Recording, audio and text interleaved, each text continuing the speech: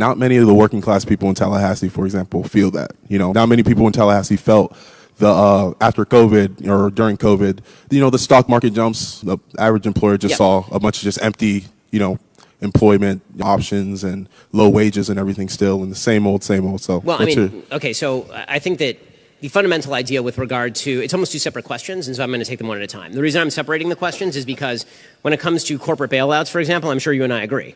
I don't think that any of those corporations should have been bailed out. I think that if you engage in the moral hazard of wrecking your own company, I don't see why I'm supposed to pay for that or you're supposed to pay for that. In a free market system, you're supposed to bear the consequences of the risks that you take. I think that's true across the board.